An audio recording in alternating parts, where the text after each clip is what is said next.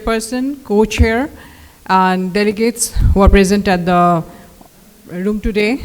I would first like to thank the Indian Science Congress for giving me this opportunity to speak before you or talk about an issue that I'm concerned about. And as you can see, the problem that I have raised for today is sarcopenia, which I'm sure we may have faced at different points, or we may have seen in elderly people, but have not realized that this is the case.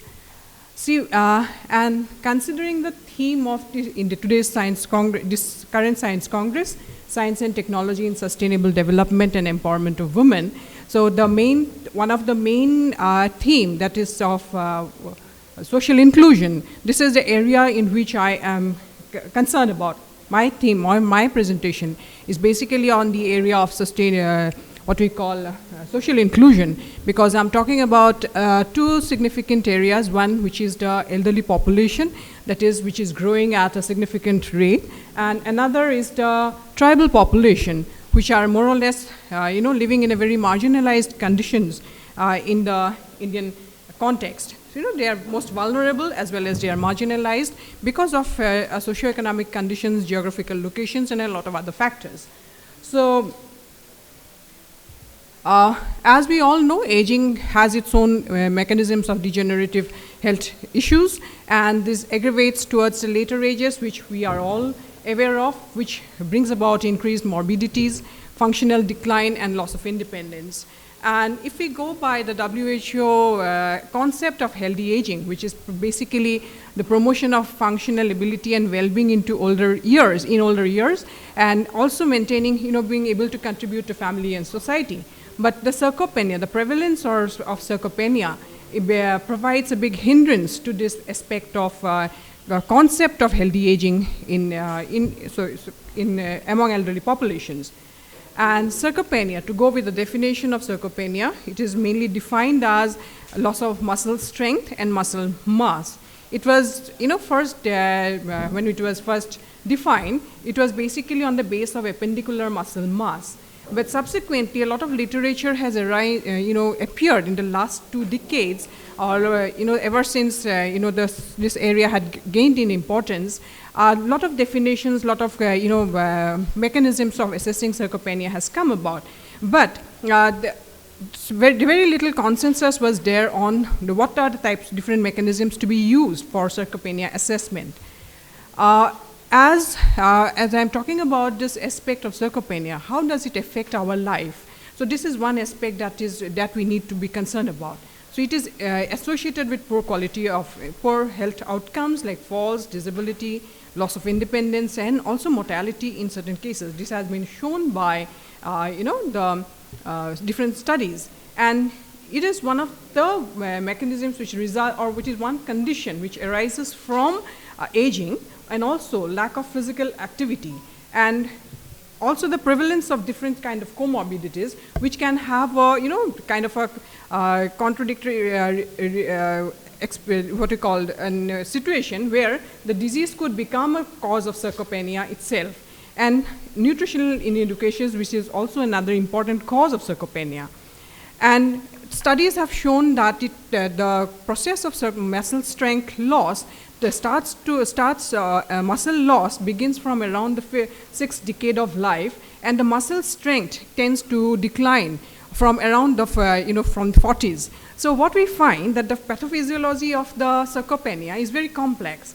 It generally remains untraceable in the early years, but once the process has started and set in, it is very difficult to preserve muscle loss. But before the process of muscle loss of muscle strength begins, we can preserve the process of this loss. So muscle loss is associated with loss of muscle fiber, their size, motor units, which reduces their strength. And then also there is the loss of this muscle metabolism, the protein, which, the synthesis of the muscle proteins, which in a way is unable to repair whatever muscle loss occurs in the process of sarcopenia. So Sarcopenia, as I have mentioned, has grown in significance, or its importance has been realized, and now it is understood that it is prevalent in older populations worldwide. And according to estimation in Europe, it is estimated that around 20% of their population, elderly population, have sarcopenia, but the risk of their proportions increasing is tremendous in the coming years. And according to a meta-analysis which has been done and which has showed that it could range from 10% to 40%, depending on what methodology is being used or what are the mechanisms through which the sarcopenia is being assessed. So, but in Asian populations are found to have more prevalence of sarcopenia than relative to other people. And here, one significant factor that should be noted is that the level of physical activity is found to be higher among Asian populations. And in Indian context, what is lacking is that we do not know the prevalence or the severity of the prevalence of sarcopenia at the national or at the population level. So the objective of my presentation is to look into some of the methodological aspects of assessment of prevalence and risk of sarcopenia among physically active tribal elderly population. And here mainly two ethnic groups have been taken into consideration from two districts. One is the Tiwa and the other is the Karbi of Karbi Anglong. The ecological settings are also different. One is a plain Tiwa and the other Karbis are living in the hill areas following jhum cultivation. And in case of the Tiwas, some small sample was assessed for prevalence of sarcopenia using the Asian Working Group's sarcopenia methodology, and the risk was assessed among the Karbis on the basis of low muscle quantity. Okay, so for the Asian Working Group, they mainly say it could be used, the methodology that has been put forward could be used in clinical setting as well as in, for clinical research as well as in primary healthcare centers.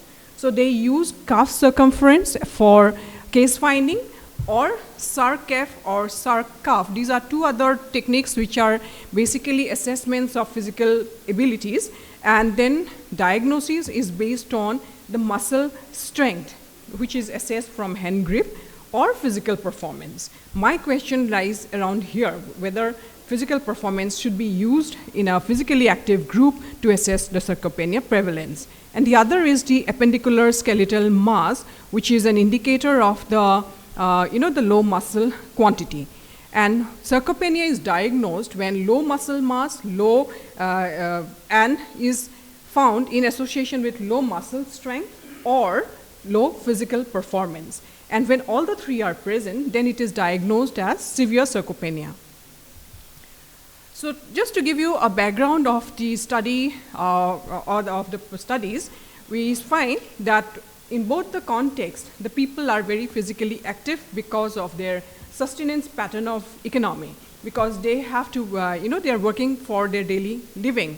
And here, the disease prevalence are very minimal, reports are minimalistic, and as well as the preventive health mechanisms, because mainly people are unaware about the preventive health conditions.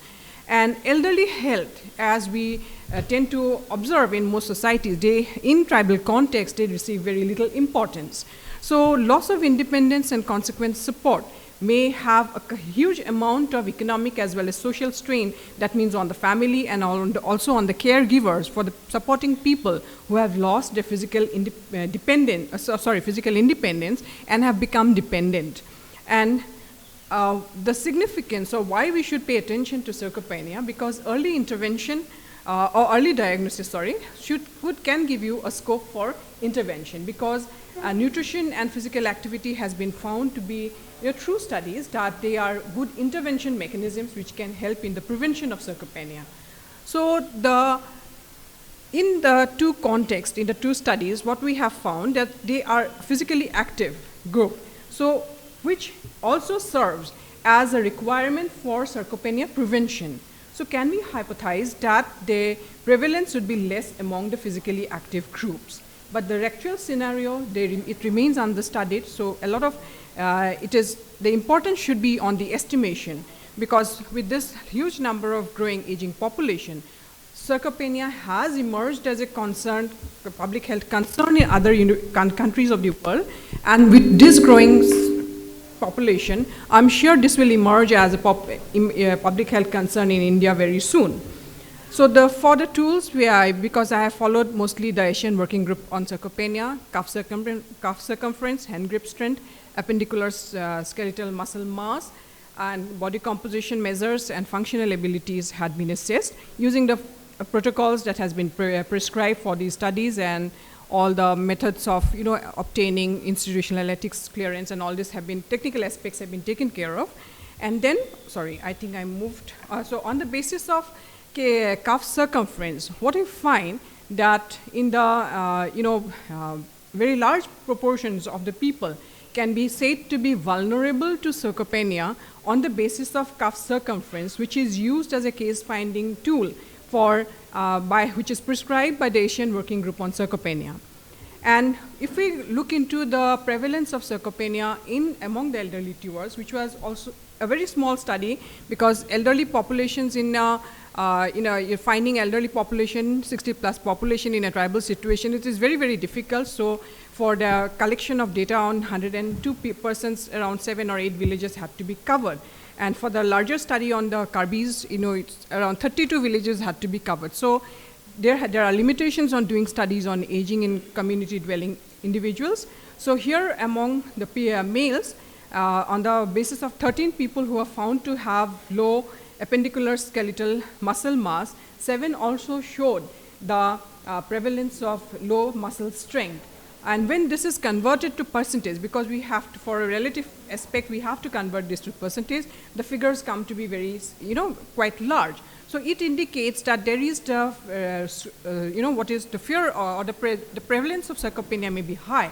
So larger studies are definitely needed to establish these aspects, but it shows the higher prevalence among elderly Tiwas. And if we go to the risk of sarcopenia, here we had looked into the, functional abilities or physical performance, which is good. So this cannot, in my opinion, should not be used as a confirmatory tool for physically active people. So we had just tried to look into the risk factors, people who have low muscle quantity, and it is found that a very large section of the people, that is about 58% and 84% among females, are showing low muscle quantity, which is assessed from the appendicular skeletal muscle mass. And when we tried to look into the correlations between this, hand grip and weight and all these other factors, as is known, has negative association with correlation with age, but weight, for hand grip also, there's positive correlation with cuff strength, weight, CUD score, which is the score for functional ability, and upper body relative strength. And weight is also positively associated with cuff circumference, CUD square, and ASM is the appendicular skeletal mass, and the fat-free mass, FFM means the fat-free mass. So this also shows positive correlation. And among the similar finding is also for the Karbis, where age is negatively associated, but with weight and the other variables that are used, they show significant positive correlations. And what are the findings from these studies? So if we go by the Asian Working Group on Sarcopenia methodology, what we find that among the Tiwas, the prevalence of sarcopenia is quite high, and low muscle quantity is found to be prevalent in high proportions among the elderly of both ethnic groups. And decline of muscle strength and quantity is associated with age, which is already an established fact, and this study is also showing the thing. And there is some amount of gender variation, which has not been looked into in this study, but this comes from the figures. And here, the point that I'm trying to raise here is that the Asian Working Group on Sarcopenia says cuff circumference measures as less than 34 centimeters for male and less than 33 centimeters for female. But what we have found in the study is that a large proportion of the people fall into this category. But so my concern is whether we should have a population-specific measure which may show maybe lesser prevalence, or we should maybe assess the score in terms of the cuff circumference measures prevalent in younger adult population, and maybe find a statistical way of, I'll just 2 slides more, of coming to a conclusion where we might use a different score for assessing this prevalence. And weight, as we have found, is positively associated with all the variables that are related to low muscular skeletal muscle mass. And so maintaining weight with emphasis on muscle quantity may help in prevention of sarcopenia. So with this, my thing is that we have to imminently to face this imminently growing aging population, so actual prevalence should be estimated. So maybe epidemiological studies could be undertaken on the sarcopenia prevalence, maybe incorporated into LASI, which is the the longitudinal study on aging that has started, and also bring awareness among people for intervention strategies. So for diagnosing, the last point, for diagnosing sarcopenia in physically active population, physical performance should not be a confirmatory tool. I think the stress should be more on muscular strength. Thank you. Thank you, Professor Sanjana. It was a wonderful deliberation. So you have started and another positive correlation with this one, body weight. So it was in fact a very, very interesting finding. So Madam, thank you very much. You may please take your seat. Thank you. So for this session, for this particular lecture session, and if you have any queries, any clarification, any discussion, interaction, you may please take your time during dinner time or during tea time. Thank you. Please be there, Madam. Our President wants to honor you with a... Prabhat Sahu, I think where he has gone, he will be coming. Anyway, now, Madam Gurluk. Sir, Magabandhu ji, आप आगे थोड़ा खड़ा कीजिए.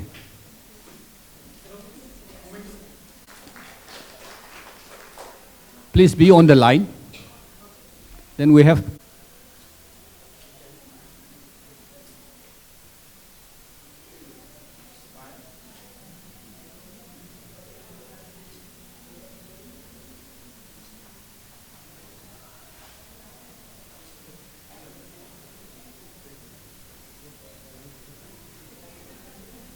Chair the session with co-chair Professor Meera Ambika Mahapatra, please. And now I have met two co-chairpersons in this session, and Dr. Achobi. Dr. Achobi, please. And Madam, we have to wind up this session by 4:45 or latest 5 o'clock. 4:45 or latest 5 o'clock. Preeti Madam, it will be okay? Maximum 5 o'clock. And we have... And reporter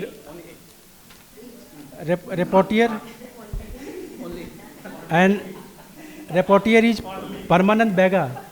Preeti Madam? Preeti Madam, Permanent Bega is reporter. Where is the reporter? Please come here. Please come. Please start the madam. Start the session.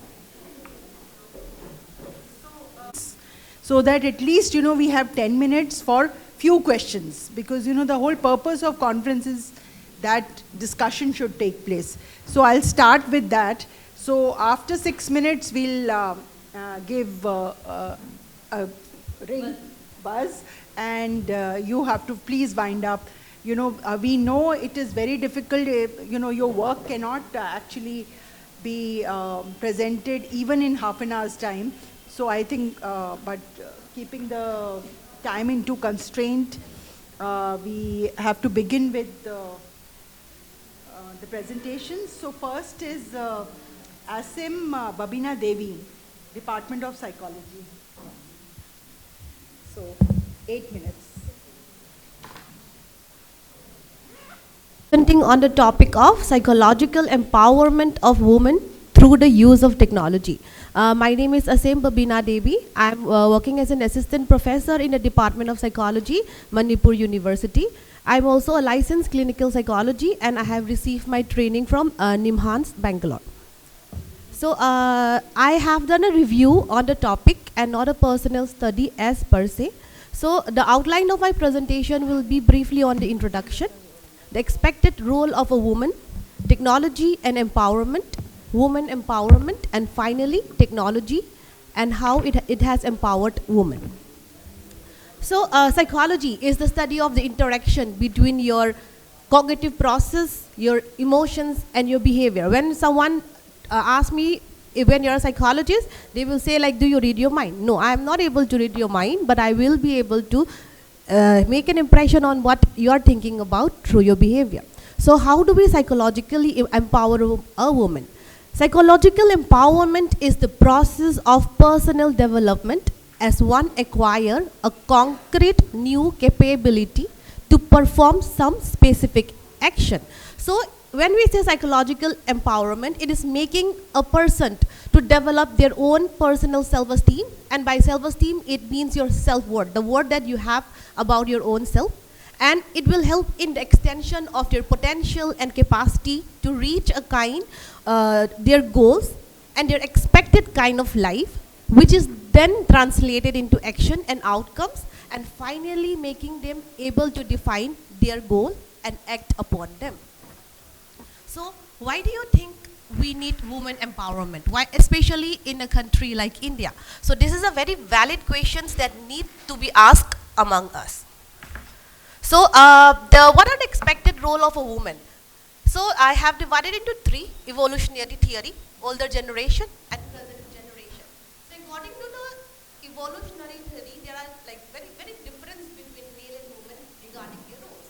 So even like a man can sire more than 100 children biologically, that is possible. But for a woman, it is like 9 months. They have to nurture them, they have to feed them, they have to nourish them, and then they have to go through a near-death experience of giving birth to a child, and then no, that's not over. They have to take up the responsibility of raising it till like it's like our heart is moving out of our body.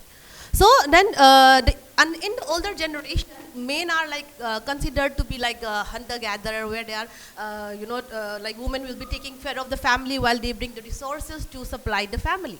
However, the present generation is so different, meaning like because of the advancement of the generation, what happened is like women are also expected to take care of the household. At the same time, they are also expected to be the hunter-gatherer, like you also take up in working because the expenses have increased, this and that. So these are the kind of expected role of a woman in the society. So in short, we can divide the role of a woman into two spheres. The first is the management of the home and family, and the second is the fulfillment of job responsibilities. There is a very popular saying in my culture, I belong to Manipur, in my Meitei culture, that running a household is more minute than the pebble of grain that is found at the bank of the river. And when I become a woman and when I become a working mother, I can relate to that saying. So there is also a saying, women hold up half the sky, which is very accurate, but their contribution remains invisible.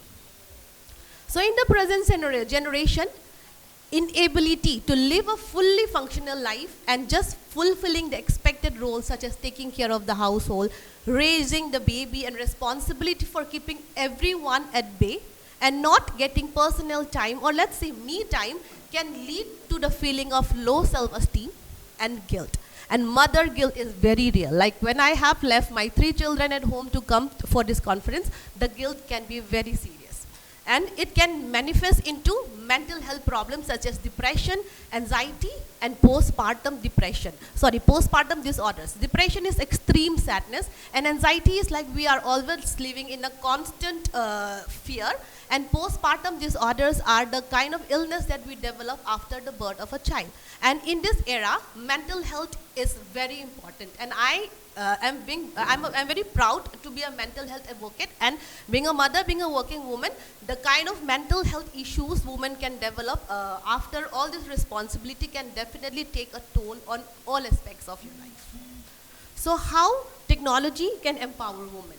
So we are living in an era where everything can be done by just a click of the finger. It's like we are running the world by just clicking a finger. Like you want money, you just go to the bank, you just click. So it's so different.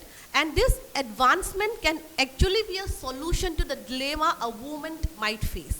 So a typical picture of of a woman who is a housewife might have the typical look and assumption as being simple, docile, unassuming, and humble. But behind that exists a razor-sharp brain and ability to execute and convert the ideas into action. So now focusing on the main theme of the topic, that is women empowerment. So how do we empower a woman? Empowerment is basically making someone from a very powerless position to a more powerful one. So it's not just like, you know, abusing the power, but it's like making someone realize the kind of rights, the kind of resources that they can have access to. So the process where a woman gain greater share of control over resource material, human and intellectual like information, ideas and financial resources like money, and control over decision making in the home, community, society, nation, and to gain power. This is the definition of woman empowerment. So for a woman, the empowerment can be applicable to several areas. They can be applicable to their personal life, to their family life, to their economic life, and to their political life. So what are the advantages of technology in the process of women empowerment?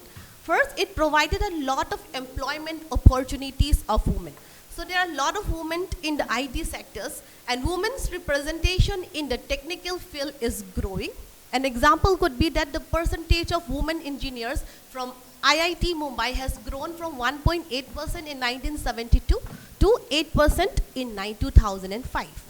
The second technological advancement that the empowerment that has been given because of the use of technology is digital job opportunities.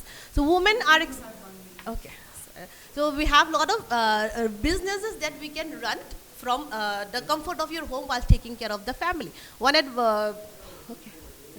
The third is a support system. So many people who stay at home mom, they cannot reach out to a lot of people. There are many support groups where you can reach out through technology, and sometimes just be connected to people that share the same problem can have a very cathartic reaction to you.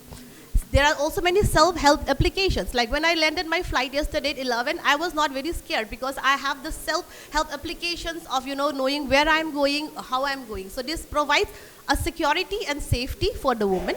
And through social media also, we can connect to a lot of people who are also undergoing what we are going and sharing them, and that has again given a very cathartic responses. So in conclusion, I would like to say that women empowerment is very much needed, as women can be encouraged to bring their vision and leadership, knowledge and skills, as well as their views and aspirations. There is a very popular saying which says that the mood of a home is the mood of a woman, and I think that it's very applicable to us. Thank you so much.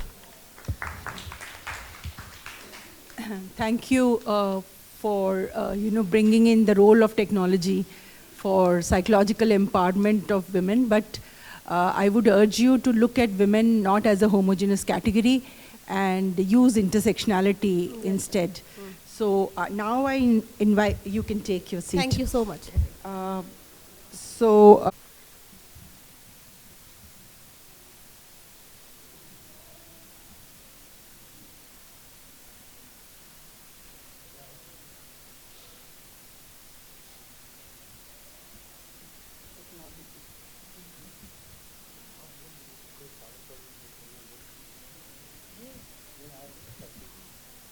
Respected chair, my teachers,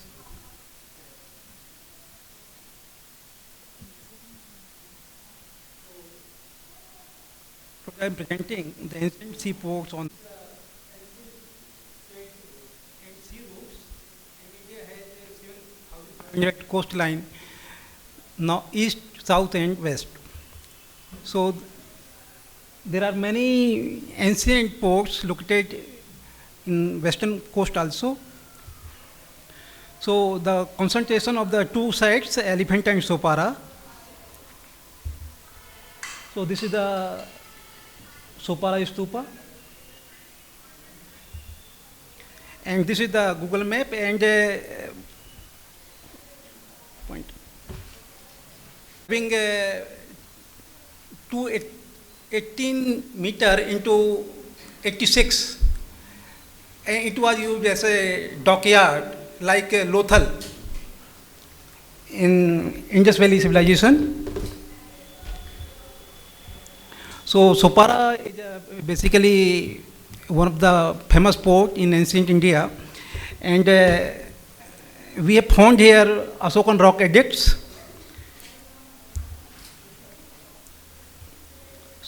And Supara mentioned many ancient literature also, including Mahavans, Mahabharat, etc.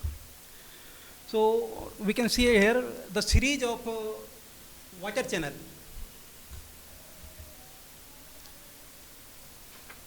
Series of water channel, the Bhadela pond, now disrupted, and late 90s, around 10 to 15 tons boat coming from here, from creek, Basin Creek, and very near to sea,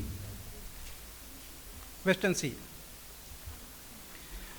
And the excavation was done by 1882 by Bhagwanji Indraji, and found relic caskets, and there are 8 Manusi Buddha.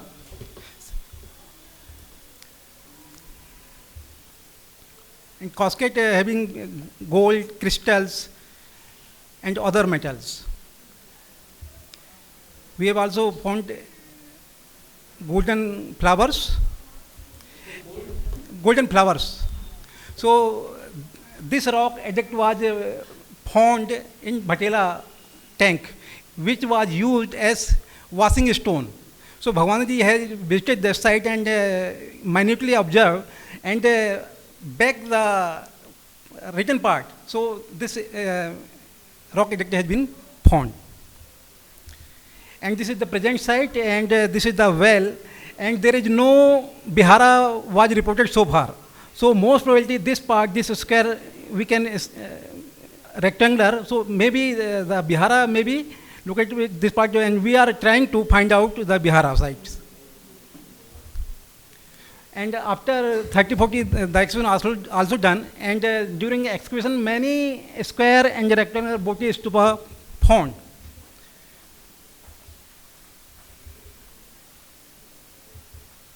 Next. So that photo during 30-40s. So these are the architect sculptures and architect members.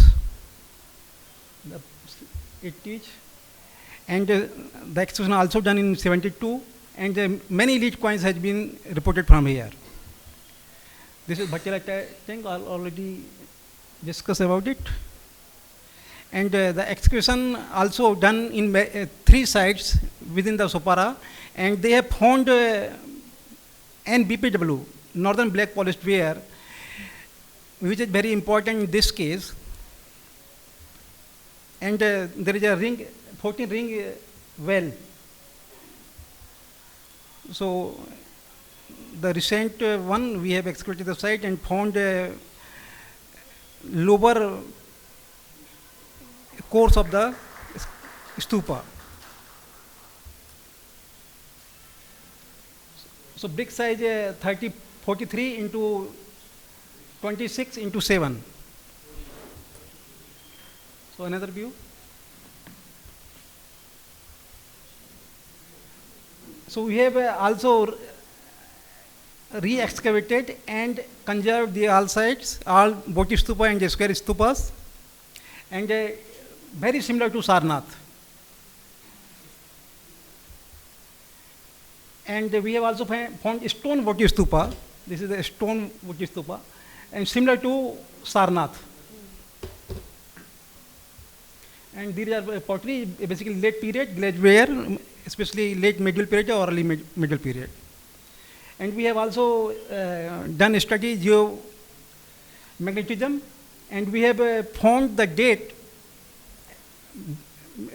before 300 BC.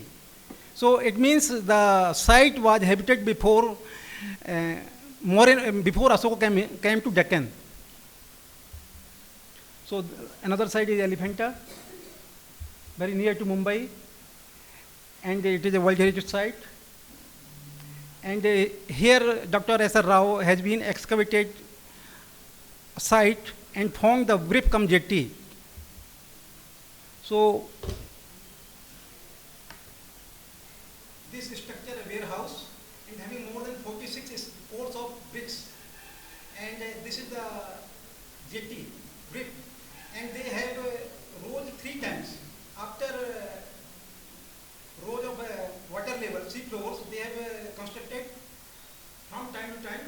to extend and there to find these abilities. And this is the warehouse. So a number of amphoras found in here, Elephanta Island, not reported so far in Indian subcontinent. We have found more than thousands of sets. And other sites we have reported 1-2 sets. But we have found many sets, and we have some photographs. And these are the amphora sets which used for liquid to carry liquid material like Roman wine. Argument to Wheeler has said that the amphora used for Roman wines. So, and other, we have not found other potteries here, like Rentonware, other potteries. And we have also found in sections, this is the handle of amphora, basically belongs to 4th or 5th century CE. And we have also found Gupta period. So we have a stupa, and it is one of the largest stupa in India, having dia 182 meter. So compare study with the other, these are cisterns, ancient cisterns. Loose sculpture, this is Gandhara player, belongs to Elephanta caves. So this is also lion, belongs to 1st century BC. And this is the elephant. So I'm going to conclusion only. So after the decline of Supara seaport, Gharapuri seaport became prosperous, and the wealth was used for welfare and construction of the public architecture for the posterity. That's why Gharapuri has been called Golden Island and Sripuri, the Lakshmi of the Western Ocean. Both seaports were contemporary and complementary to each other for a few centuries, as evident by archaeological remains, and helped to flourish the trade, culture, and prosperity even beyond the Indian borders. The trade and commerce of Gharapuri seaports are unknown in the ancient literature as well foreign travelers' account, although archaeological evidence supported that it had been flourished seaport at least 7th century of the first millennium of the Common Era. It might be enhance our understanding, particularly in the Indian maritime history and in general holistic prosperity of the Indian culture in the Indian Ocean Rim, which is attested by archaeological science.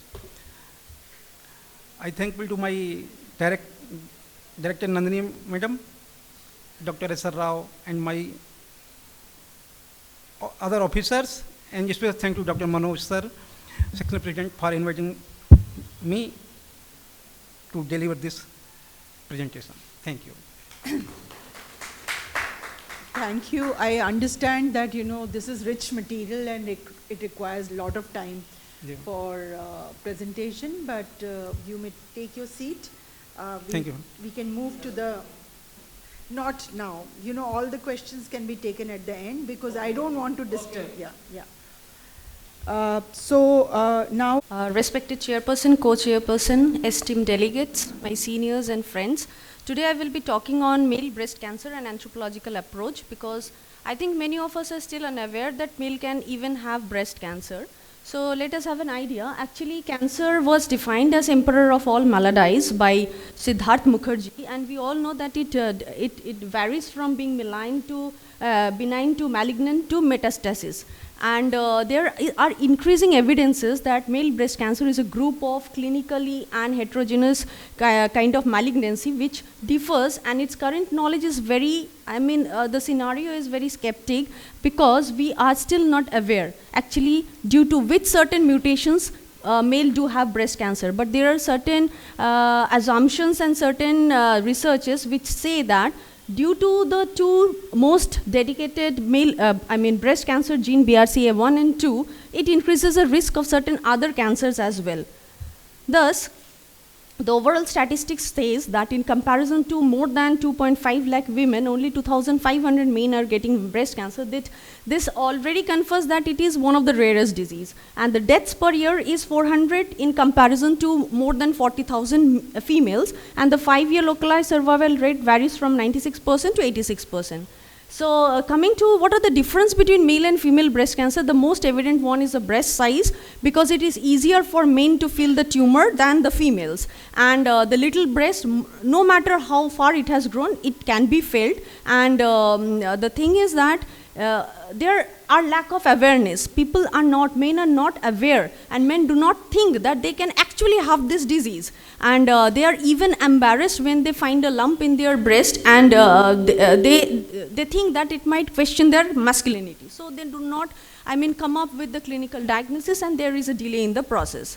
And the most important and significant risk factor being age. As the age progresses, you're having these genetic markers with you.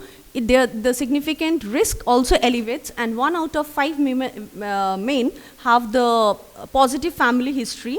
And it is seen that out of BRCA1 and 2, BRCA2 has the mutations are mostly associated with male breast cancer than BRCA1. And certain other diseases like Klinefelter syndromes and radiation exposures and alcohol and liver diseases are also known to have elevated the disease. And most importantly, there are certain transgenders and transsexual intercourses where estrogen, medications are given which elevates the risk, and the obesity where the androgens and female hormones are used for treatment of such things, and testicular conditions and certain occupations where you are exposed to certain radiations can increase the risk. And the hormones, it helps the more cells to divide, and as more the cell will divide, there are more chances that you will get a DNA damage which leads to cancer. And because oncogene speeds up the process and tumor suppressor gene slows the process, so mutation in tumor suppressor gene is always associated with such kind of disease. And yes, the DNA mutations related to male breast cancer occur during the rather having been inherited before birth. So the uptake of anthropological study was very much required, and I have already mentioned that BRCA2 is mostly associated with male breast cancer than BRCA1. So the present study and to overall generalize, it's a painless lump, or there will be covering the breast and changes in nipple and discharge from the nipple, which is very evident symptoms of the disease. And these are the two kind of publications we tried to find out, which was associated with female, but we failed to find such mutations in the male. And the present study was the first attempt from India to understand the BRCA2 gene among the male breast cancer patients. So it included 38 histopathologically confirmed breast cancer patients from the referral centers, because being one of the rarest disease, this was the much samples which we could gather in 3 years, and 50 other controls were taken. And the DNA analysis was done, followed by DNA isolation and polymerase chain reaction to amplify the gene portion, followed by the DNA sequencing to understand the mutation, and the RNA isolation or the gene expression was done in RT-PCR, which is a very known device now after COVID-19. So these are the changes what we have gone through. It actually has a very significant mutation in exon 2. Exons are the portions which are the coding regions of your gene. So it changes your amino acid for serine to aspargine. This is a mutation. Next, coming to the intronic variant, because introns are known not to code for any protein, so it will not change any amino acid. This is a mutation. Then coming to the exonic region, which changes the protein from proline to leucine, and we have found 2 novel mutations, first from the world, and we have already submitted it to the gene bank NCBI, and it is referred worldwide now. But it was in the intervening sequence, which is the most significant part of your gene, which regulates the total functioning of the gene. So this was a mutation, and this is the last mutation, which was also a novel one reported. So coming to the followed by the gene expression study, the mutation study, we tried to have the understanding of how the expression is affecting. So we found that because tumor suppressor gene is such a gene which will not allow a tumor to progress. So having a mutation in the gene will allow the tumor to grow. So you can see the controls have an upregulation of the tumor suppressor gene, which means the tumor suppressor gene is working perfectly fine for the controls. But in case of patients, it was 1.3 folds down regulated. So it is very evident why they have got this disease. So the aim of the functional studies was to find the phenotypic and genotypic associations and to investigate the range of processes such as transcription, translation and epigenetic regulation, which is yet to be done. So the large genomic rearrangements of BRCA2 have been reported, and they are accounting for less than 1% of mammary neoplasia than females, and the disease closely parallels to that of females. But the cause of carcinoma of breast is better understood in women than men. And the causative factors that have been implicated are certain hyperestrogenic state, Klinefelter syndrome, gynecomastia, trauma, and radiation injury. So the present study, being the first report from the Bengali Hindu males of West Bengal, perhaps from India, revealed the spectrum and the prevalence of BRCA2 gene in the population. These are the two media publications in newspaper which was actually to aware men that you can have breast cancer. So if you get certain complications, do not hide, come up to the clinicians. So having a mutation in the tumor suppressor gene cannot solely trigger a person's risk for developing the disease during the lifetime. So genetic screening of mutation and modification of environmental factors can be potentially used for prognosis of the disease and will benefit the overall public health related to men. So thank you so much. I think I was in time. Thank you. Thank you for keeping time, and very interesting presentation. I really hope that more research is taken up, especially with regard to transgender. You know, something that you pointed out. So you may take your seat. Thank you. All the respected chairperson, co-chairperson, and the esteemed dignitaries present over here, and all the delegates here. So today in this Indian Science Congress session, I would like to present one of my research work that has been done during the COVID-19 pandemic, where there was a chaosity all over the world. So here, the title of my work is Gender Susceptibility to Sleep Disorders and Insomnia among the Manipuri population amidst COVID-19. So sleep health, it's one of the important though neglected health issues as compared to other parameters of the health issues. And the sleep plays a vital role in the overall health and well-being of the individual. And adequate sleep is important for the normal growth, which enables the hormone secretion for the normal physical development.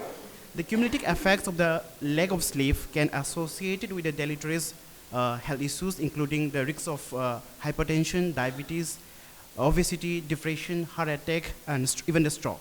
So, talking about sleep disorders, so sleep disorders are conditions that impair sleep or prevent from getting restful sleep, and as a result can cause daytime sleepiness and other symptoms. Everyone can experience such kind of problems with sleep from time to time. But if these problems continue for long period of time, so it can hamper the overall health of the individuals. So when talking about a sleep health disorder, there are different health disorders, maybe the insomnia, maybe the hypersomnolence disorder, narcolepsy, wedding-related disorders, circadian rhythm disorders, non-resting eye movement disorders, nightmare disorders, restless leg disorders, substance abuse disorders also. So sleep health in the COVID-19 pandemic. So as we know that in generally before the COVID-19 also, insomnia is one of the common sleep problems with prevalence of 8 to 40% in the general population. And insomnia affects cognitive as well as the physical functioning, resulting in emotional, social, physical breakdown.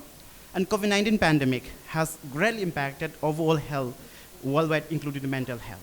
So different studies have suggested in this pandemic, sleep problems such as insomnia and the late bedtimes and the weird dreams have become a common pattern of the utmost concern. So on that backgrounds, due to the imposed restriction of on the mobility due to the the government restriction on the to control the spread of the COVID-19, people remain confined to home and with more time spent on the smartphones or internet for the leisure as well as the work from the home schedule. And so it disturbs overall daily schedule and affected the sleep health. So in generally, the gender differences in susceptibility to sleep disorders are matter of investigation. On that ground, the present study was conducted to understand the gender susceptibility to sleep disorders among the Manipuri population amidst the COVID-19 pandemic. So on the methodology, the present study was conducted online survey in the May to June 2020. Altogether, 585 individuals had been included in the study, and the these 585 individuals had been staying inside the Manipur as well as outside the Manipur. And the Google form was created, and that has been shared too much, as much as possible on the snowball slamming method through the social media platform, Google, Facebook, and the WhatsApp group. And the sample size, it's considered to be appropriate, considering that the Northeast India has the 38% of internet penetration rate, saying that almost 38% of the individuals in the Northeast India are the internet active users. On that ground, so the sample size is quite representative. So, as I said, in the Google form, the questionnaire was created, and all the purposes and objectives were explained, and the link has been shared to all the different platforms. So it was presumed that those who have responded has implied the consent to participate in the study. And while collecting the information, we had tried to check the information, like to avoid the duplication of the respondents by restricting one-time submission of the Google form, and also try to cross-check the email as well as the name of the individual, personal details of the individuals, to avoid cross-check the duplication of or double times inclusion of the individuals in the analysis. So descriptive analysis were also done. Chi-square significant test was also analyzed with, to understand the association degree, and O ratio are also calculated. So while in this survey form, we try to include the two important questionnaire. There is a sleep disorder questionnaire, and another is the insomnia severity index questionnaire. Both these SDQ and ISI are established grading questionnaire to detect the sleep health. And the SDQ can be used to screen the sleep disorder, while ISI is a 7-form self-reported questionnaire with the validation of 86.1% sensitivity and 87.7% specificity for detecting insomnia cases in the community sample. Coming to the background of the respondents, the many respondents are between the 80 to 50 years old, and these individuals belong to different occupations, including medical, teachers, researchers, architects, profession, all different working peoples are involved in the study. And altogether, the percentage of the respondents, female participation is 45%. And coming to the results, so the sleep disorder, so here I have included some parameters of sleep disorders. So the insomnia is quite highly prevalent in all both the male and the female. So this is the female, this is the male, this is a female, this is a male, this is a female, this is a total of the samples. So insomnia is quite high, reaching up to, in the male up to 32.9, and in the female 34.2, and in the total 33.5. So those are the different sleep disorders, like the sleep disorder due to psychotic disorders, sleep disorder due to somatoform, the sleep disorders due to the circadian rhythm disorder, sleep disorder due to the restless leg syndrome, sleep disorders due to the leg movement disorder, due to the muscular this movement disorder, and the parasomnia and sleep apnea. These are the different parameters of the sleep disorder that I haven't included on the basis of the SDQ questionnaire. The prevalence is quite high, but higher in the insomnia. While talking about the gender differences, it's fine that insomnia, so no much significant differences is found between the gender, but the somatoform disorders is found to be gender-wise different, with high prevalence among the female. Likewise, these movement disorders also are most highly prevalent among the female, but while the sleep apnea, it's more highly prevalent among the males. So, talking about the O ratio, considering the reference population as a male, so the females are 1 times likely to have the insomnia, and the females are 2.82 times likely to have the psychiatric disorders, and significantly, the females are 2.15 times likely to have the somatoform disorders, and 1.46 significantly likely to have the CRD sleep disorders. Likewise, but in the M movement disorders, the females are 1.78 times significantly to have the movement disorder disorders. But while in case of female, the sleep apnea, then females are less likely to have the disorder. So in the insomnia index, what I find is that the severity of the insomnia, it's among the females at 12.9, but while in the case of this, the moderate or the risk at the borderline, it's also high among the female. But though there is not significant association, however, it seems that the females are 1 times more likely to have the threshold insomnia, and the 1.12 times more likely to have the clinical insomnia. So coming to the conclusions, females are more likely to be vulnerable to sleep disorders, including insomnia. And the differential prevalence of sleep disorders during the pandemic days can reflect the susceptibility of the females to sleep disorders in general. So sound sleep is key to healthy living, as sleep problems can be related to mental health and other complications. Sleep health needs to be given importance as much like the nutritional health and other parameters, and should be addressed for the overall well-being and the healthy life, especially for the women. So here I would like to conclude that the women, especially here in the session, we are talking about the women's sustainability and empowerment. As a part of the empowerment, women need to empower to take care of their own health, so including the sleep health. So with this, what I will conclude with this quotation: sleep is the best meditation. It's quoted by Dalai Lama, and I give my special thanks to all the participants who participated in the study, beside the COVID-19 stress and anxiety, and my research scholars who have taken initiative in the study, and the ones right in the Science Congress for giving me this platform. Thank you. Thank you very much. I just wanted to make one or two quick points about your work. You can include, transgender, because that's the constitutional category today. And secondly, if you can think about when you say that women were more vulnerable, if you could also, talk about the reasons why, women are more vulnerable. It's possible that they had longer days during the COVID-19, and more work, so more stress that may have led to. And third point, which as an anthropologist, I think that you need to also consider, is the cultural factors. Cultural factors which seem to be missing here. I think, if we work only through the psychometric, indicators, then we leave out the cultural factors. So when you say Manipuri population, it could be any other population also. So if it is Manipuri population, what is so specific about Manipuri population that you have tried to bring out? So anthropology has to be there. Sure. Thank Ma'am and co-chairperson, and I'm heartily obliged to Professor Manoj for providing me this opportunity that I can speak before you. So as there is very less time, so I just would like to first disseminate that my talk will be on the maternal and child health, a matter of great concern in terms of women empowerment, because maternal child health been worked by lots of scholars in different way, but I'd like to share something very specifically in the realm of the women empowerment. And I've worked on a typical PVTG, particularly vulnerable tribal group Toto. I'm working among the Toto since 2008, and means I had taken substantive work on them. So let me just state first very basic understanding.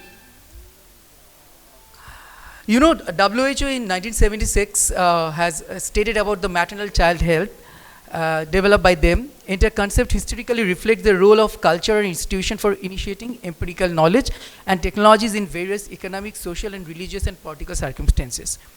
Although it's been started officially by WHO in 1976, but it's not that before that we didn't have any concepts on maternal and child health. In each and every culture has their own conceptions of maternal and child health very specifically and in a comprehensive way. Otherwise you wouldn't have, conducive environment for the maternal child health, and that as protected by the culture very specifically.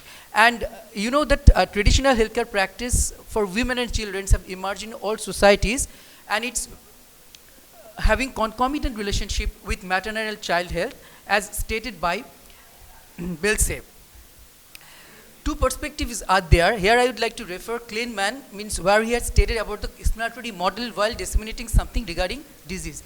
First one in terms of the pregnancy and the delivery proceedings, first one is the humanizations of the birth or personalization of birth. In terms of the humanization of birth is that cultural codification of the birth which helps the women, means in terms of the pregnancy, do's and don'ts, helps the women in terms of the delivery.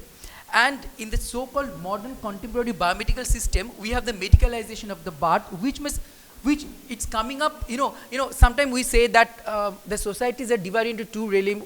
One of the matrilineal society or a patrilineal society, and most of the societies are patriarchal. So having lots of issues in the patriarchal system in the society, even in the childbirth. But our contemporary medical system is not, apart from that. Our contemporary biomedical system having their own patriarchal medical system in a sense, and as it is stated that modern biomedical system is also biased with Western culture.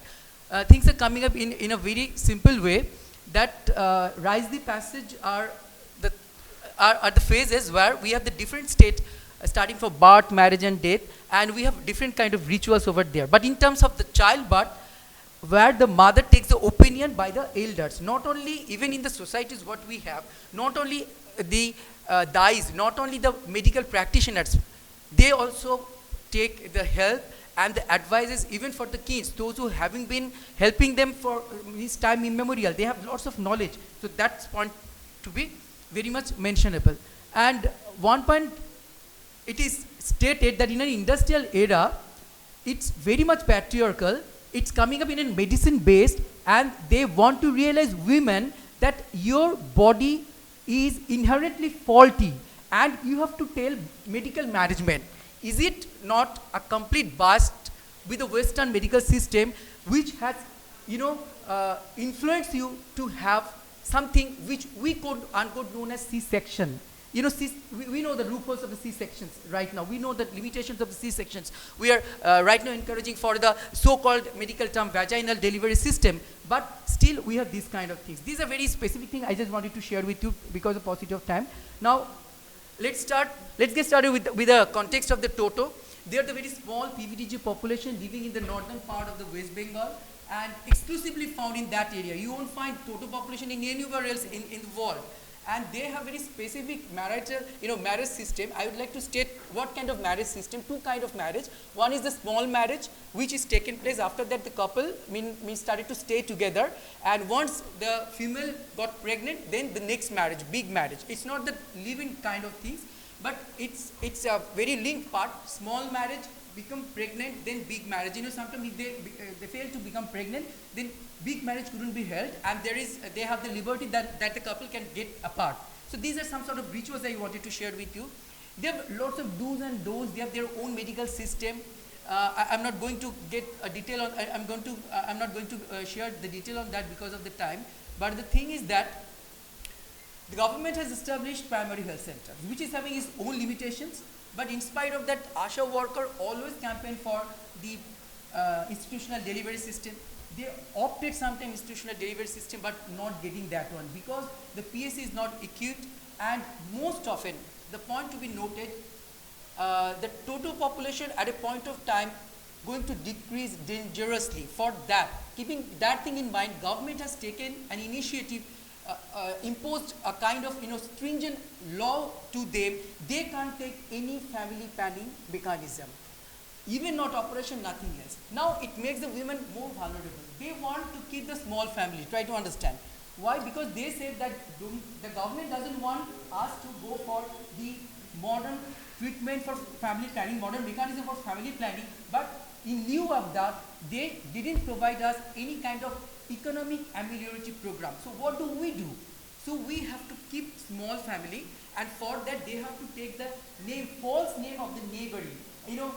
Point to be noted, in most of the cases we find there are limitations of the pictures in the voter ID card, in the Aadhaar card. They take that limitations, and having the similarity with the picture, they proceed for the operation. And they certainly do that, keeping in mind that they have every right to keep the family small because they are very much vulnerable population, economically very much deprived. Most of the lands have already been taken. So that is very interesting point. And now how can I relate it with the women empowerment? So women, as it is stated by Hansa Mehta's presidential address on All India Women Commissions in 1946, women shall have a right to limit her family. So how does the government has taken decisions without consulting the women? Government want them to quantitatively hire, but they hardly take any measures that they can live a qualitative life, and which is also violating the rights of women to limit her family. Thank you very much.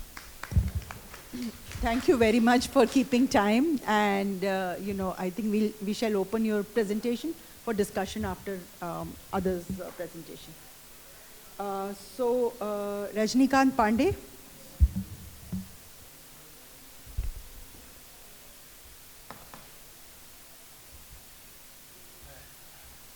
Respected Chairperson Professor Mahapatra, co-chair Professor Mahapatra, reporter Dr. Achupi, and That's also co-chair. she is also, okay, co-chair Dr. Achupi, and esteemed delegates. At the outset, I would like to thank Nagpur University for hosting such wonderfully this Indian Science Congress, and I would like to thank Professor Manoj Kumar Singh for giving me this opportunity. My title is lots of paper in this session presented which were very empirical, but I am moving towards a theoretical proposition, and my paper is titled Multi-Species Encounters. So I will come to the context because 10 minutes time is given. So technically, yeah. So the current time in which we are living is characterized, and it has been discussed in the past also, that Anthropocene, and as well as it is also the age of extinction, where many species are, we are losing day by day. So anthropology is now imagining new ways of doing things, and they are trying to accommodate different other species in their studies. Sustainable development is a theme of this seminar, and it has also received good amount of discussion in environmental as well as developmental anthropology practices. So when we look at the theoretical journey of anthropology, basically this is a question of humanism.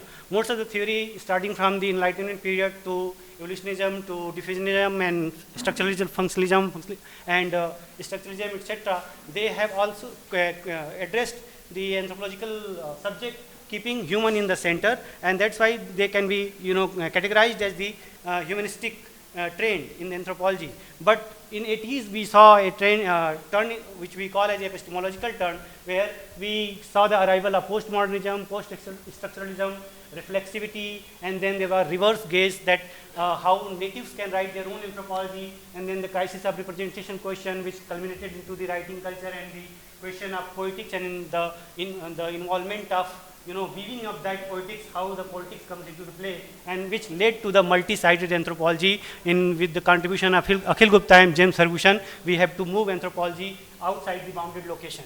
So the next turn which we are now seeing is, in the last 10 years or so, is quite eclectic body of theories which are coming, which can be clubbed together as an ontological term. Many of time they are being also named as a post-humanism, but there are alternative term. When we approach it from the methodological point of view, we can call it multi-species ethnography, which I am taking for my presentation.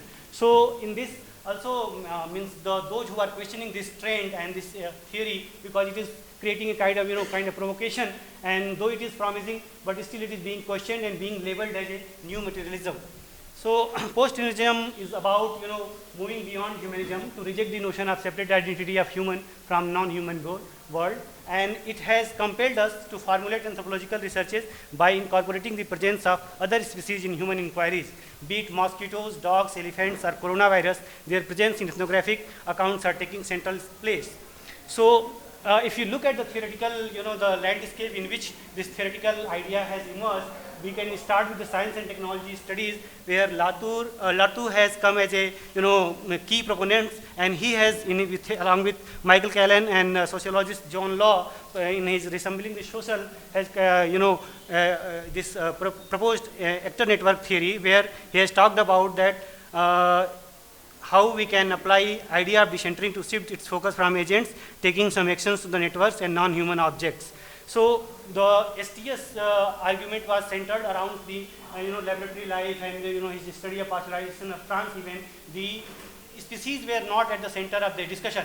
He was though studying laboratory life in a microbiology lab, but even in Latour's early days, his focus was more on the the equipment, the scientists, and so on. But then he suddenly, in late Latour, he shifted towards the idea of the incorporation of those microbial species and other in the study. So there was a shift in the ANT as well, but there was a possibility in ANT itself, because you are giving agency other than the human. So this agency is being transferred to the other species as well, and that is what led to the some of the inspiration is also coming from the Donna Haraway, who is feminist. Her work in relation to the cyborg anthropology, what we call, she also started with the study of prosthetics and etc. And then there were some science technology studies, and then her study has also shifted towards a contact zone of mutual dependencies and asymmetrical relations which we have with the other companion species.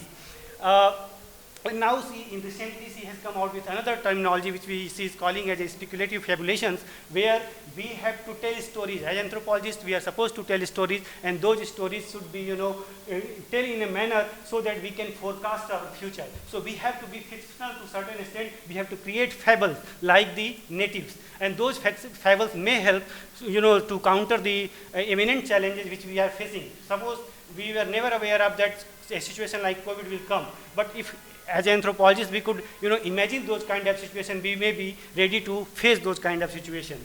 So under the Brazilian anthropologist Eduardo Viveiros de Castro, he has actually he was the key and the central point of discussion within the post-humanistic anthropology or the multi-sided anthropology, and his idea of multinaturalism, because the Western epistemology or Western way of understanding human being is highly located into the naturalism.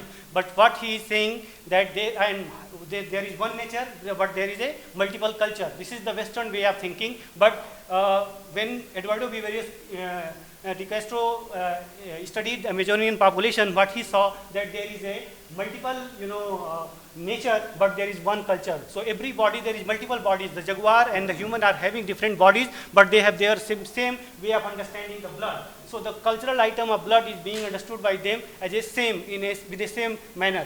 So this is, and then there is Philippe Descola, who is also at the center of, because he was trying to fuse the boundary of nature and culture, the divide, the binary, which was propagated by the post-structuralist and post-structuralist. So what we are seeing after this, all these key thinkers and proponents, we are coming and we are finding so many empirical works which are trying to rename or reframe the context of our affiliation with other studies and our affective relationship with other studies, and these different terms are coming. So there is animal term in anthropology, there is a plant term in anthropology, because there has been vegetative blindness, and there is the microbes and mutants, they are coming into the picture. So many studies are coming up. We are trying to understand the more than human sociality. We are also trying to cover the plant and how the plant, women and garden can be associated. Then there are geosociality also.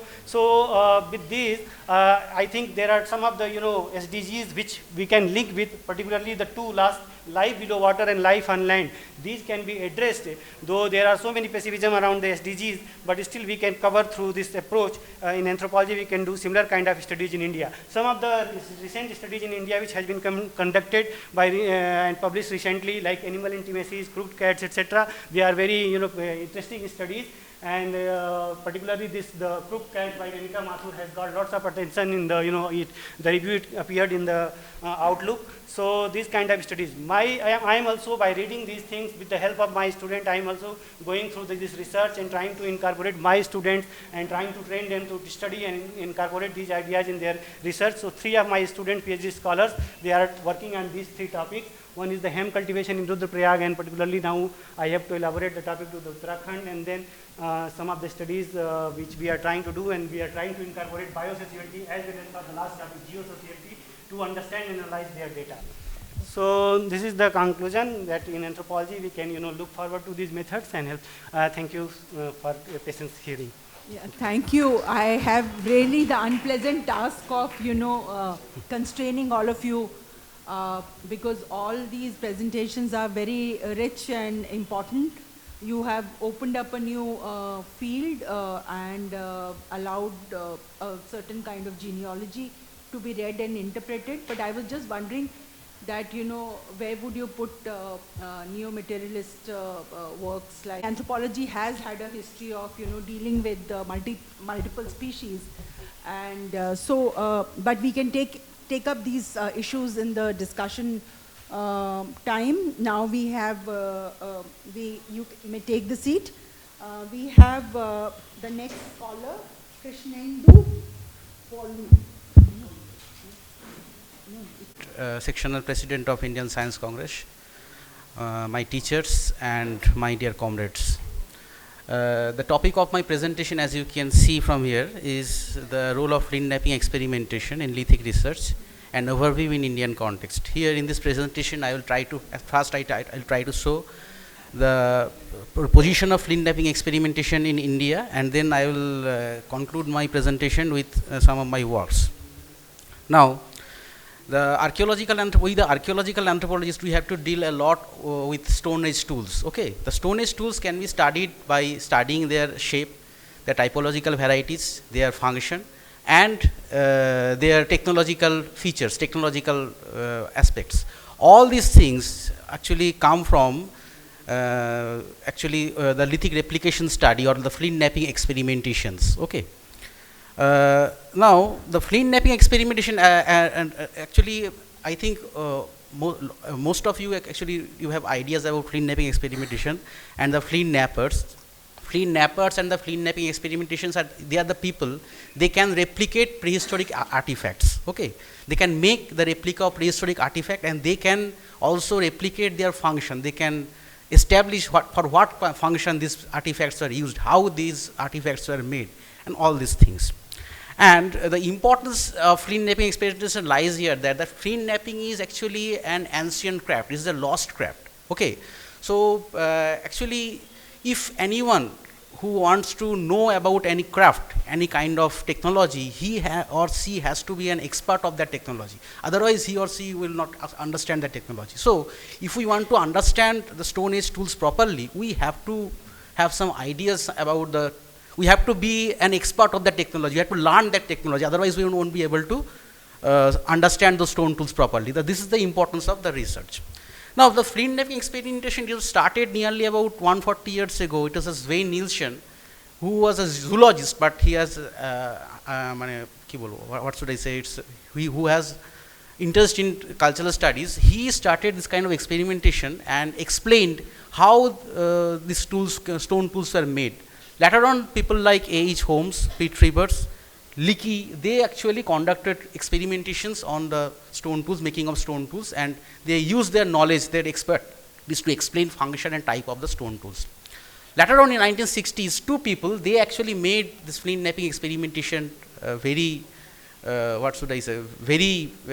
popular to the people, to the archaeologists. They are the Francois Bode and Don Crabtree. Francois Bode, he actually explained, he classified Mousterian assemblage of Europe on the basis of his experiences, on the basis of the excavations and the experiences on flint knapping. And Don Crabtree, he actually explained how the ancient American Indian artifacts were made through these experimentations. Later on in 1970s, the flint knapping experimentation also developed, and from 2000, it is actually developed into two different divisions, which one division which studies the finished artifacts, how the finished artifacts are made, and another part deals with the debitages or the waste flakes. They study the waste flakes, varieties of waste flakes, and all these things. In India, flint knapping experimentation started during 1960s. It was the Zainuddin Dawood Ansari, who was the first reported flint napper of this country. And he actually made some kind of experimentations on making microlithic artifacts. After Ansari, D.D. Koshambi, Padaya, Sinde, they actually conducted some experimentations. Very few actually publications are in India. And after that, Poschel, Kenwer, Vidale, Van, Rose Dictis, they also conducted experimentations, but their studies are actually ethno-archaeological studies of the Harappan bead makers, but they also had ideas of flint knapping experiment. They did some works on it. Professor A.K. Ghosh and Professor Nirmal Kumar Bosu also, they also did some form of experiment, although their works are not published, but they did some experimentations in the Department of Anthropology Lab of University of Calcutta, and their made tools are actually preserved in that lab. Okay, and if you have gone through one book of Nirmal Kumar Bosh, Puribrajoke's diary, it is written in Bengali, but also translated in English. They mentioned that he also made some of the kind of rocks. After 2000, the flint knapping experimentation in India, flint knapping experimentation gradually flourished, and two important publications actually came after 2000. One is by the Shipton, Petraglia and Padaya. They actually tried to understand the assemblage, lithic assemblage of Isampur site through experimentation on the quartzite blocks. And later on, in 2015, Shanti Papu and his groups, they actually tried to understand the debitage or the wastage flakes that they collected from Atirampakkam site through flint knapping experimentations. Okay, so these two publications actually came after that. Nowadays, actually, the flint knapping is not very popular. It's not actually very, it's popular, but it's not, the students are not very used to this method, because till now, no formal course actually of flint knapping is not in any Indian universities, any ancient history department or archaeology department or anthropology department of Indian university. Only some of the courses or workshops are arranged by the training centers like Center for Archaeological Studies and Training, Eastern India, and Sarma Center of Heritage Education, Chennai. They conducted some courses to popularize this thing to the students. Okay. And so now come my study. I did some work on this aspect, and now the external quality, there is a notion that the external quality and the internal quality of the raw material, that is a stone, it has a long, it has influencing effect, it has influences and the lithic assemblages or lithic assemblage variability. Okay.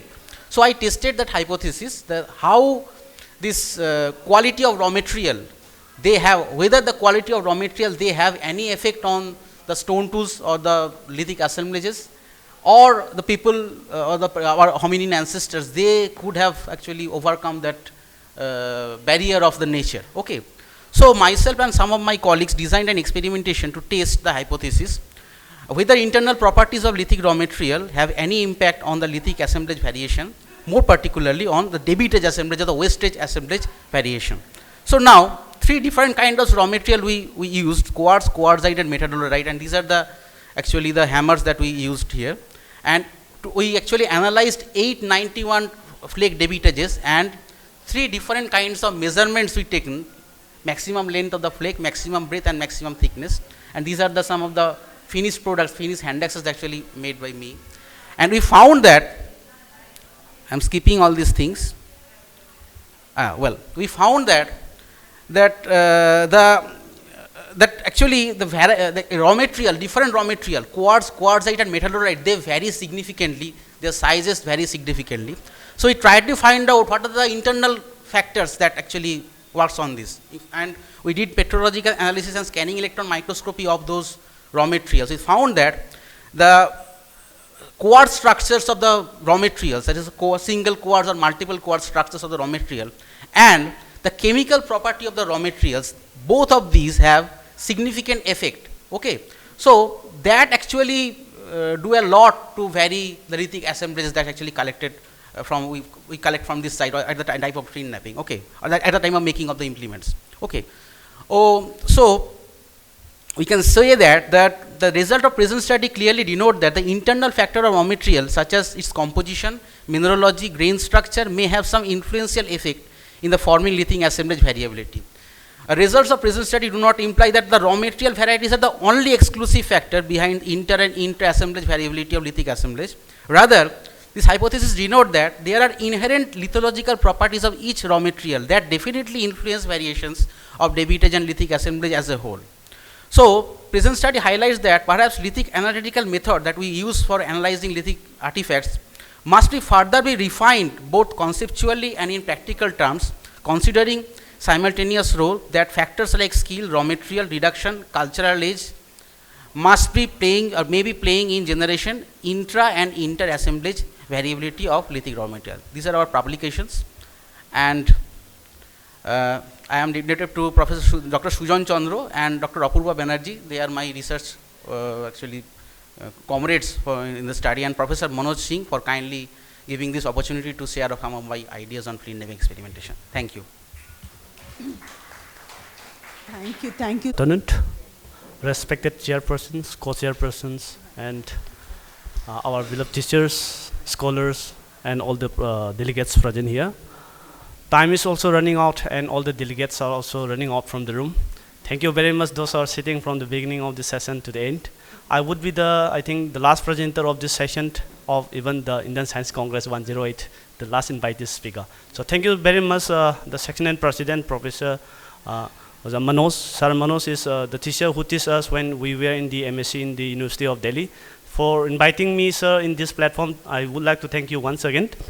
So without delay, I just would like to say something about one of the most common problems that we face during this period, that is about the diabetes. Everybody knows about the diabetes, what is diabetes and all. So I just skip some of the slide. See, mainly there are two types of diabetes that we talk about when sugar levels is elevated in our blood, that is type 1 and type 2. But there are also some types of diabetes that we have to concern about it, that is pre-diabetes. So I would be focusing on this particular group, pre-diabetes. These are those individuals, they are having high blood glucose level, but they are not enough to say that they are diabetes. But again, some of the signs and symptoms, these are very much common. Say for example, if you lose your weight without any reason, it could be one of the factors of having diabetes. And these are the other common symptoms that we face when a person is suffering from diabetes. See, this is the latest publication that we found from the International Diabetes Federation, published in the 2022. And this data shows that every places in our world, we are facing problem of this diabetes, and it becomes a global pandemic disease. See, 1 out of 10, say for example, if there is 10 people, then 1 of them would be having this particular disease of diabetes. The concern is, see, almost 1 in 2.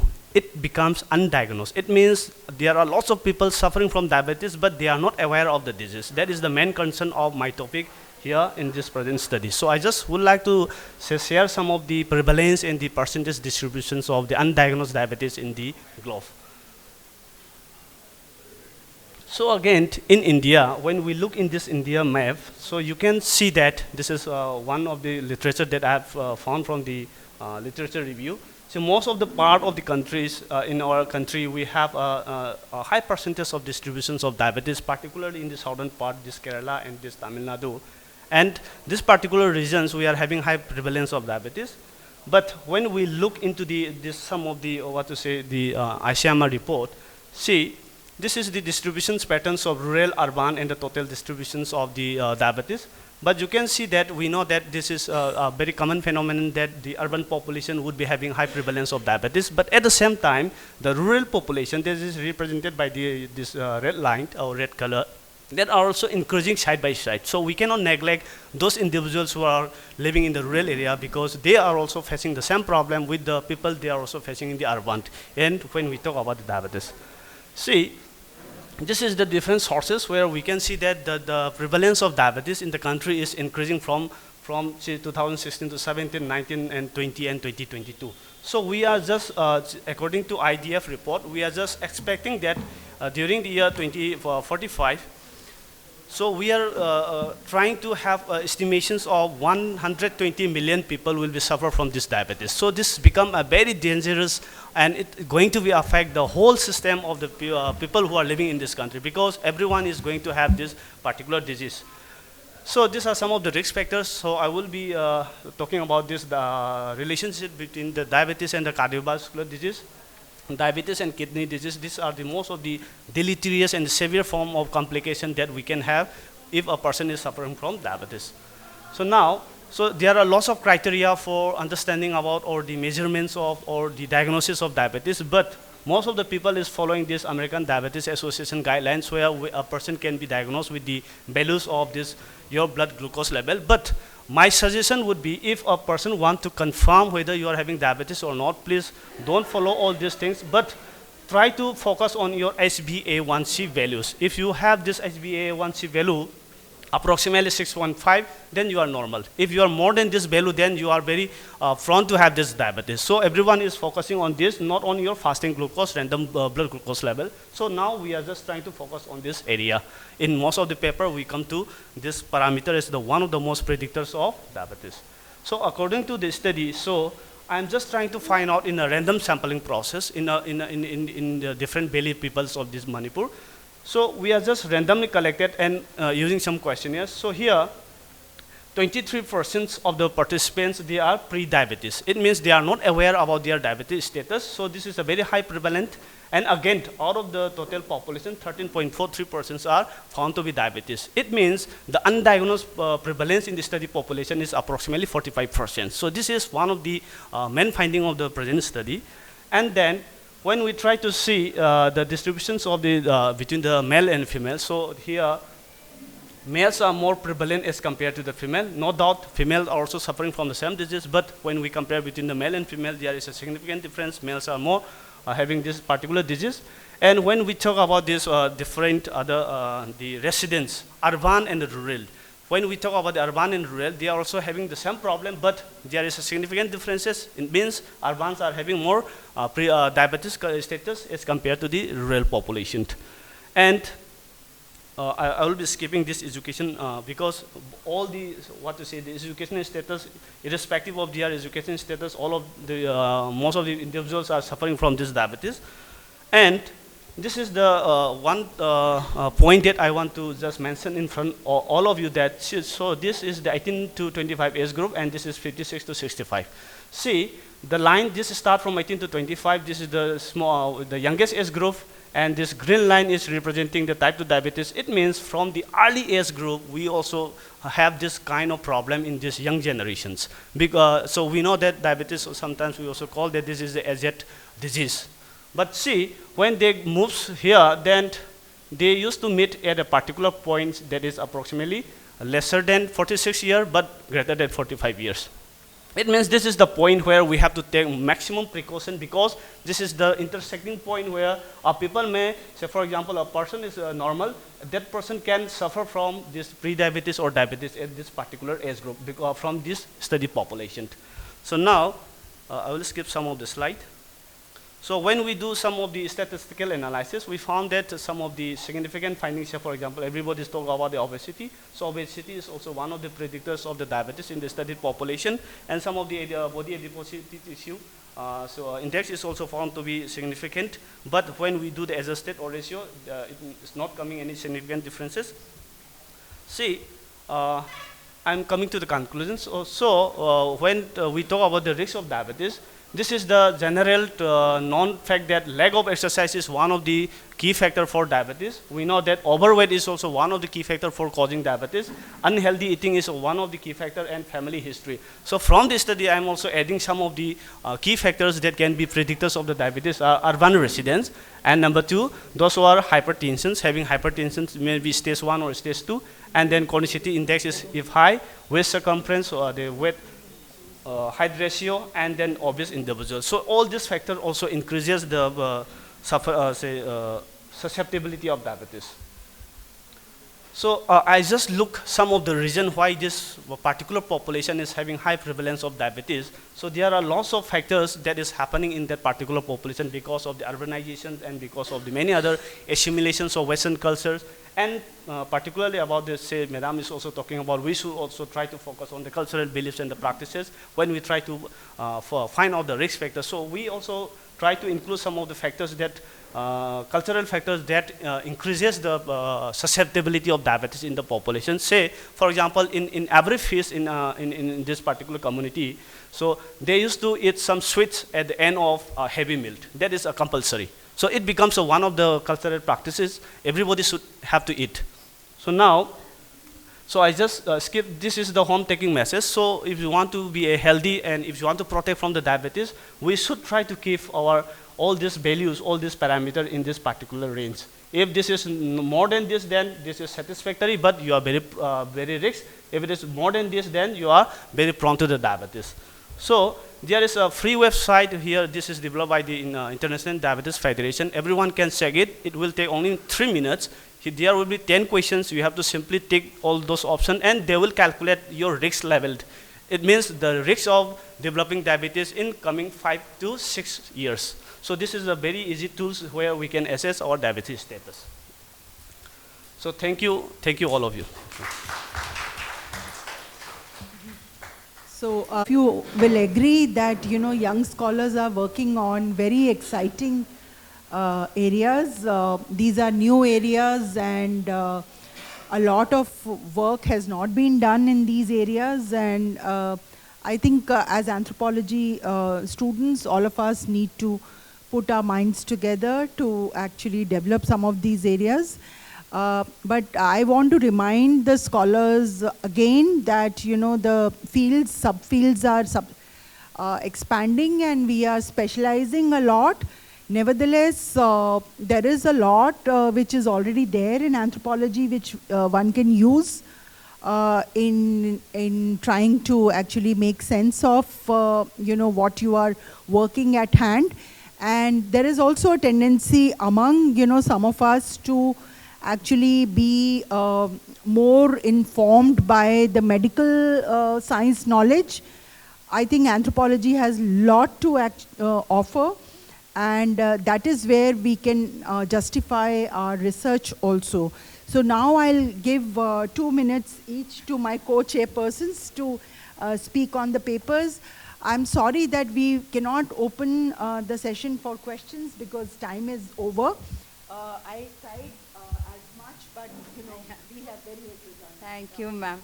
So all the papers were very, very interesting and from very key area, and we are really sorry.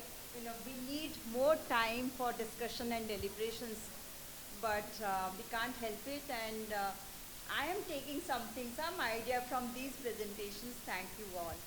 Thanks. Thank you, ma'am. I think we have 8 papers, and from different backgrounds, like from archaeological background, from psychology, from prehistory, social anthropology, physical anthropology, and I think everybody might have enriched lots of knowledge from this session.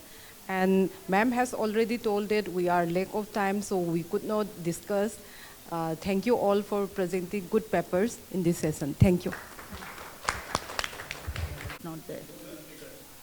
Yeah, acha, yeah.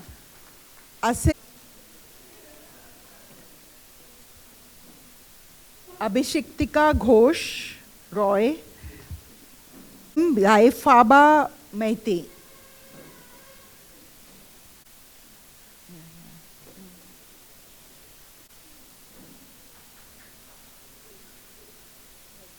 Rajnikant Pandey, Poli.